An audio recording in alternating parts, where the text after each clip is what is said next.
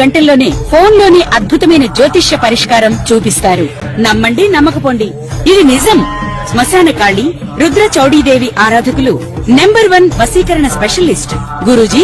మనిషి పుట్టుక నుండి చనిపోయే వరకు వచ్చే అన్ని క్లిష్టమైన సమస్యలకు పరిష్కారం ఇక్కడ లభిస్తుంది. విద్య, ఉద్యోగం, వ్యవహారం, స్త్రీ ప్రేమ, పెళ్లి, సంతానం, స్త్రీ పురుష వశీకరణం, భూవశం, భార్యాభర్తల కలహాలు, కోర్టు సమస్యలు, విడాకుల సమస్యలు, చేతబడి, అప్పుల బాధ, ఇంకా మీకు ఎలాంటి సమస్యలు ఉన్నా 72 గంటల్లోనే. జై శ్రీమన్నారాయణ.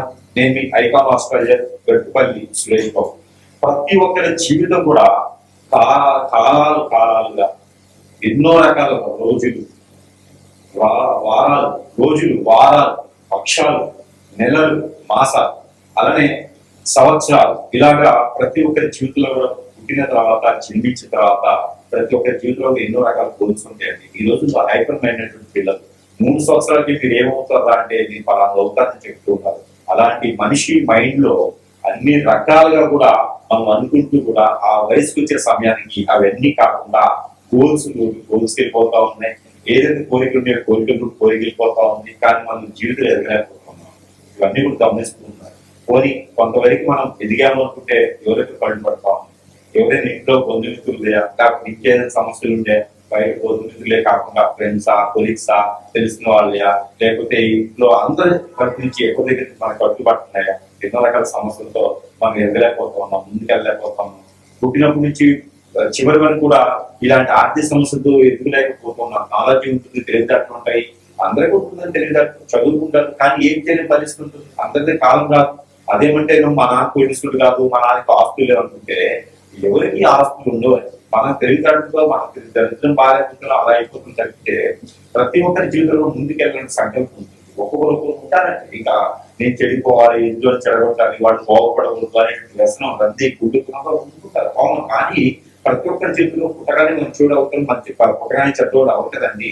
సావాస కోశం బట్టి అలా చెడ్డోలుగా మారిపోతుంటారు, వాళ్ళ ఆలోచన దాన్ని మారుతుంటుంది. కాబట్టి ఇక్కడ మనం ఏం మాట్లాడాలనుకున్నామంటే కనుక ముఖ్యంగా మనిషి జీవితంలో అవసరం ఏంటంటే ఆర్థికం. డబ్బు ఉంటే సాధించలేదు ఏది లేదు. డబ్బు ఉంటే ప్రతిదీ మన చేతులకు వస్తుంది. డబ్బు ఉంటే మన చెంతకి చేరుతుంది ఏదైనా సరే. సీఎం అయినా, పిఎం అయినా, లేకపోతే ఇతర సరే ఏ సమస్యను పరిష్కారం కావాలి మనం కలిగిపోవాలంటే కనుక ఇటీవల అయితే మాత్రం ఖచ్చితంగా డబ్బే అవసరం. రూపాయికి ఎన్ని ఫోన్లు వస్తాయో కాదు, ఎన్ని ఫోన్లకి రూపాయి వస్తే పరిస్థితికి వెళ్ళిపడ్డాము, ఎన్ని డాలర్కి రూపాయలు వస్తాయి కదా, రూపాయికి ఎన్ని డాలర్లు వస్తాయి దానికి వెళ్ళిపోవాలి. కాబట్టి ఇక్కడ మనం ఏమనుకున్నాం అంటే ప్రతి ఒక్కరు కూడా ఆర్థికంగా ఎదగాలి.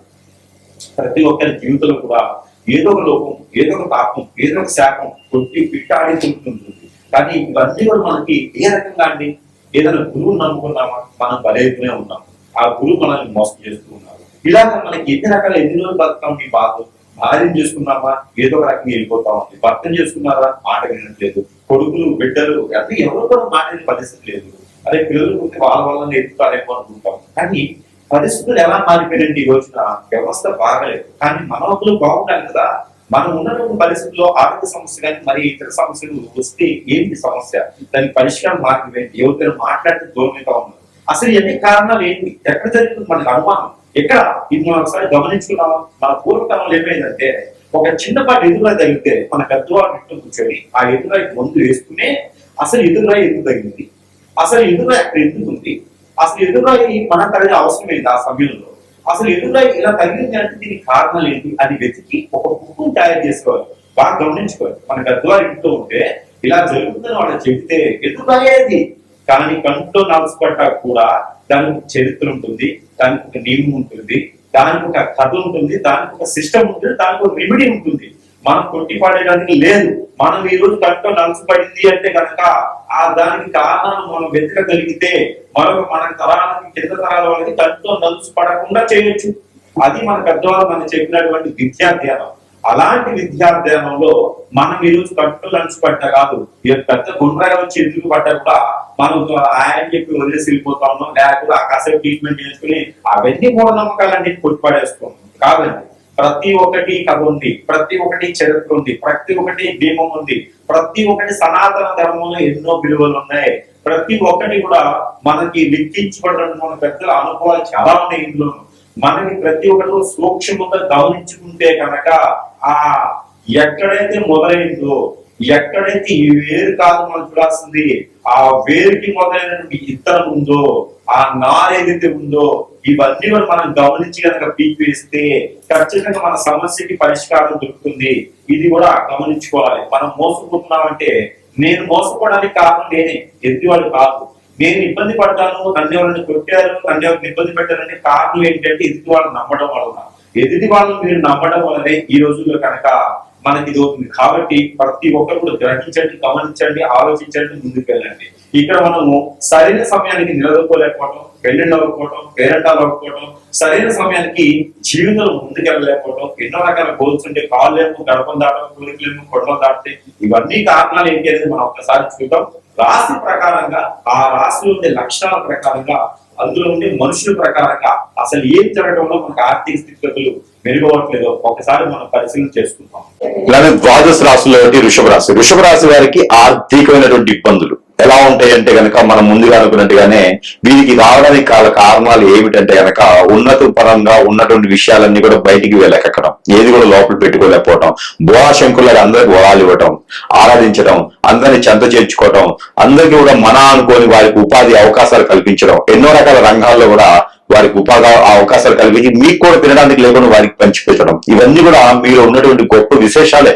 కానీ ఈ రోజుల్లో అలా చేయడం ద్వారా ఖచ్చితంగా మీరు నష్టపోతున్నారు కదా. ఎవరినైతే మీరు నమ్ముతారో వాళ్ళు మీకు ఎడంకాలతో ఎగ్గిరి కొట్టేసి వెళ్ళిపోతా ఉన్నారు.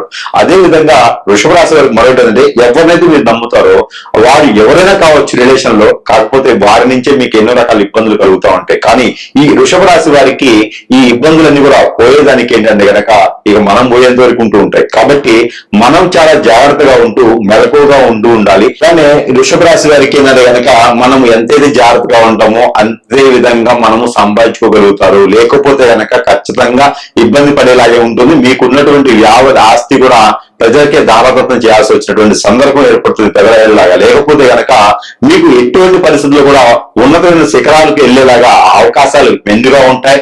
మీకు పుట్టినంతోనే హైపర్ మైండ్ గా అదృష్టవంతులుగా ఉంటూ ఉంటారు. మీ పైన నరగోష్ఠి ఎక్కువగా కనిపిస్తూ ఉంటది. ఇక అయితే 6, 9, 2వ స్థానాల్లో గనక గురువు కానీ శుక్రుడు కానీ మీకు ఉన్నట్టయితే గనక మీరు పుట్టక ముందు నుంచి ఉన్నతమైన శిఖరాల్లోనే ఉంటారు. అపరి కోటేశ్వరులకే మీరు పుడతారు.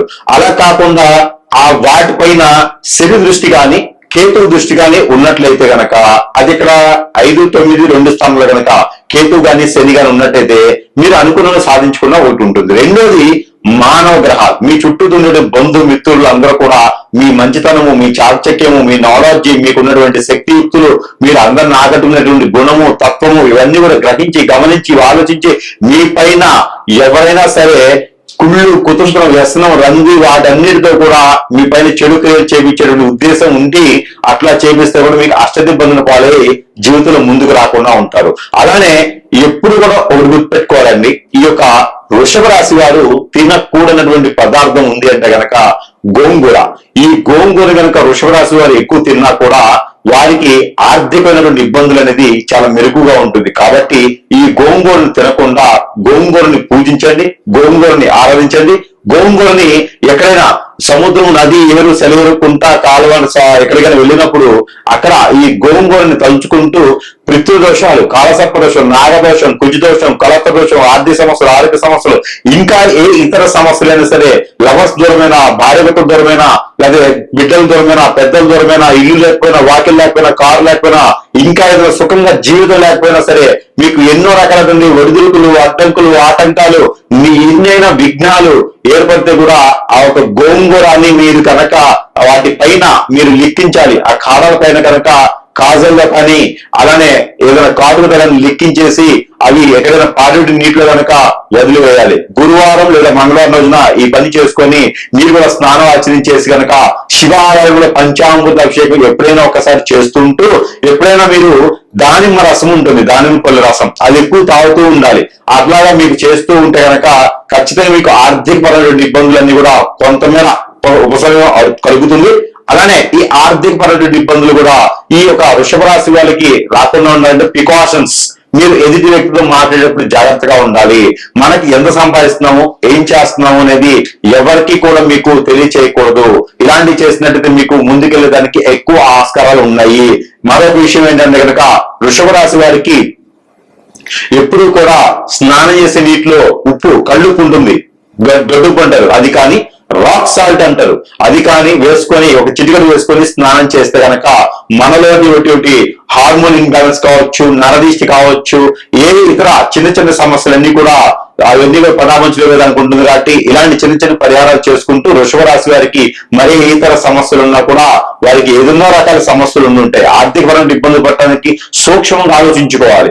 ఆలోచించిన తర్వాత మీకు అవ్వదు కొన్ని కళలో పాములు వస్తున్నాయి అన్నా కూడా ఇబ్బంది అయిపోతుంది, చెరువులు దూకినట్టుగా అనిపిస్తుంది, ఒంటరి అయిపోతున్నాను, అర్థం కావట్లేదు, ఏదో అయిపోతుంది అనుకున్న వారు ప్రతి ఒక్కరు కూడా అది ఆర్థిక సమస్య వచ్చింది అంటే కనుక మీకు ఉన్నటువంటి సమస్య కాదు, ఎవరో చేయించిన దాని వల్ల మీకు జరిపిస్తుంది. అది మీకు అర్థం కాకపోయినా, ఆలోచించలేకపోయినా, మీరు గ్రహించుకోలేకపోయినా కూడా గురువు గారికి సంప్రదిస్తే కనుక మీకున్నటువంటి సమస్యకు పరిష్కార మార్గం చూపించే విధంగా అయితే ప్రయత్నం చేయొచ్చు. అలానే సురేష్ బాబు దగ్గర అంటే మన దగ్గర ఎన్నో రకాల వస్తువులు మంత్రోచ్చారణ చేసి ఉంటే ప్రతి ఒక్కరికి తెలిసిన విషయమే.